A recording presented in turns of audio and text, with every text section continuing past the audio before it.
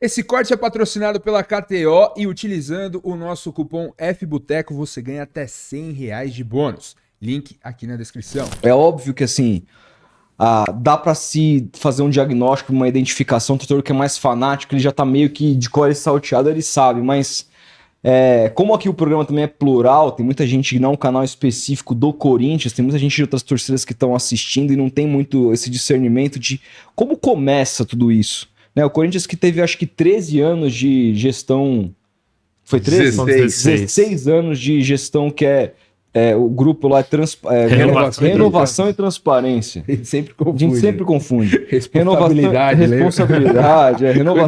Renovação e Transparência esteve lá durante 16 anos e foi um grupo muito vitorioso na história do clube, que passou a primeira gestão do Andrés, apesar da queda ali, foi histórica. Você teve o Gobi, né? Você teve o Gobi, você teve o Roberto. E aí depois, me parece, quando volta o Andrés é que a coisa começa a estourar. É mais ou menos por aí. Como é que o Corinthians chegou no buraco que ele se encontra? Eu entendo da mesma forma. Eu acho que o Corinthians ele começa a degringolar nessa segunda passagem do Andrés. E o Andrés ele tem uma proeza de ter, ao mesmo tempo, a melhor passagem de um presidente da história no Corinthians, que são 2 mandatos seguidos, né? Ele entra na reta final de 2007, faz até 2009, é reeleito, fica até 2011 e praticamente monta aquele time campeão da Libertadores, além do fator Ronaldo. Ele deixa o time... O CT, exato, CT da base, enfim. Ele deixa o Corinthians muito bem estruturado, alavanca o potencial de receita e cria uma linha sucessória ali que só foi ser batida no ano passado. Então, de um rebaixamento até o ano passado, foi basicamente o grupo do Andrés que ficou no poder. E eu entendo da mesma forma que a segunda passagem dele, que dura de 2018 a 2020, é a pior passagem de um presidente na história recente do Corinthians. Para mim, supera até a do Duílio. É mesmo. Mas eu acho que o Andrés tinha uma capacidade de se comunicar 1000 vezes melhor que a do Duílio. Então o Duílio acaba ficando com esse fardo de ter a pior, e para mim foi uma gestão ruim. Mas a do Andrés muito pior. Ele assume o Corinthians com uma dívida na casa dos 470 milhões, que já não era saudável, e entrega em 900 e pouco. Um time que ele fala, eu gastei, mas ganhei. Mas o Corinthians ganhou o Paulista de 18 contra o Palmeiras, que foi um título histórico. Mas a verdade é que foi muito mais um acaso o Corinthians ganhar aquele campeonato, tanto é que o Corinthians briga para não cair no brasileiro daquele ano.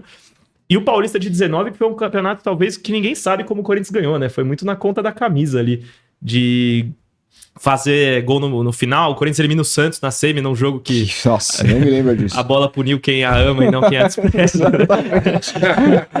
E aí... O Paulo, ele massacrou, né? Exatamente. E, cara, ele passa o bastão pro Duílio e o Duílio parece que marca o estopim, o final já, a torcida muito impaciente com a renovação e transparência e dá entrada a um novo grupo. Eu não lembro de quem é essa frase, eu acho que é do PVC. Que o Augusto Melo ele foi eleito muito mais no voto de protesto. Sim.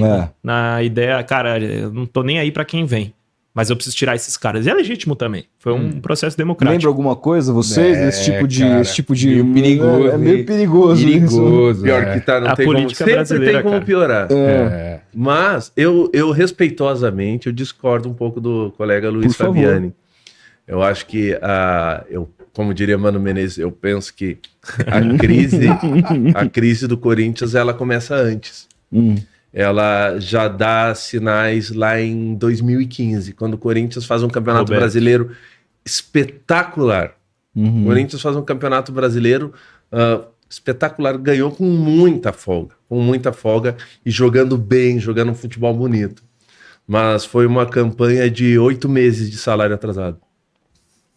Foi uma campanha que o Corinthians teve que não conseguia pagar salários. E lembra que aconteceu de 15 para 16, né? Exatamente. Aí o que o Corinthians fez com aquele elenco? Um baita no elenco, que tinha o Felipe, que virou zagueiro de Atlético de Madrid, Renato Augusto, Jadson, Malcom, um timaço. Guilherme Arana O que o Corinthians fez para manter aquele time no Brasileirão e ser campeão sobrando o Brasileirão?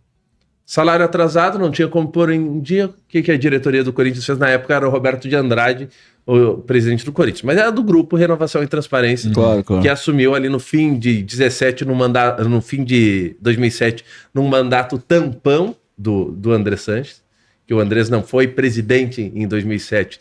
Ele assume de uma maneira provisória, porque o Dualib ia ser impeachado, e aí ele sai para não sofrer o processo de impeachment. Era o Roberto, o presidente, em 15. O Corinthians foi campeão do mundo em 12. Em 13, o Corinthians paga 15 milhões de euros por Alexandre de Pato. Sim. Para vocês terem uma ideia. Em 15, o Corinthians é campeão brasileiro, jogando muita bola, no seu estádio, na arena, tudo lindo, maravilhoso, mas com 8 meses de salário atrasado. O Corinthians baixou a multa de todo mundo para os caras não irem embora durante o campeonato. O que é que aconteceu no fim do campeonato? Em uma semana, o Corinthians perdeu Ralf, Jadson, Renato Augusto, Love e Gil. E ainda ficou perto de perder o Cássio pro Besiktas e o Elias, que sai no meio do ano seguinte, também pra China, né? Que foi aquela onda de futebol chinês. E o Guerreiro havia saído no início do Brasileirão, daquele campeonato brasileiro. O Guerreiro e o Emerson Sheik haviam saído. Então, só que aí eu te pergunto, e pergunto para quem está assistindo também. Vocês já viram no Brasil time, clube, campeão ser criticado? Você já viu protesto na frente de CT ou de sede social de clube que levanta a taça no fim da temporada? Não me lembro. Pode ter 200 meses de salário atrasado. Dá pra trazer pro momento atual. Se o Corinthians ganha do Botafogo, esse momento eu acho que ia ser a raiz quadrada dele, que a gente já tá passando. Eu vou um pouco mais longe no seguinte sentido. Se o Fagner ou o Matheus Vital fazem um gol de pênalti na final da Copa do Brasil de 18... Não, de 22. De 22, 18 foi vice pro Cruzeiro. O André Negão era presidente do Corinthians, não era Augusto Melo. Ia ficar o mesmo grupo se bate De campeão acordo. da Copa do Brasil em 2022 contra o Flamengo. Então, o problema ele já estava visível num ano de título brasileiro. Mas aí, o jornalista que escancara foi campeão, mas tem 8 meses de salário atrasado, é anti. Vira inimigo, né? Vira inimigo. Quer tumultuar. Mas dá pra dizer, então, que os títulos atrapalharam um pouco o Corinthians a permanecer maquiando essa má gestão? Vocês acham isso também? Falar que título atrapalhou, eu acho delicado, porque, cara, a única coisa que o corintiano tem hoje é a memória afetiva, né? Saudade de ser Então- atrapalhado, né? Mas eu entendo dessa forma. Eu acho que virou um escudo para gestões seguintes. Como eu falei, o Andrés, ele sempre fala, eu gastei, mas ganhou. É. Desculpa te interromper, Luiz. Eu não sou de São Paulo, mas eu ouvia o tal do rouba mais fácil. Sim. Maluf. Supostamente. Supostamente. maluco. Bem lembrado, ó, por favor, hein, não vá me Teria dito protestar. que... Teria dito, eu nunca ouvi isso também dito. Mas enfim, né? Eu não falei o nome de ninguém, quem falou foi o Luiz A Fabiano. galera sendo autuada, é melhor a gente ficar Tá calado. meio perigoso, né? Fica ligeiro. Então, aliás, o Maluf que tem um pastel maravilhoso lá em Campos do Jordão. E que custa também um apartamento, É um né? apartamento, Pô, mas pra quem vai uma Maluf vez na vida tem tá na morte, pastel. tem, cara, uma Pastelão pastelaria do no Maluf. centro do... Não sabia dessa, Bom velho. pra caramba, mas cara... Mas é gostoso, Não cara. sabia, velho. Parabéns aí ao Maluf pelo pastel dele.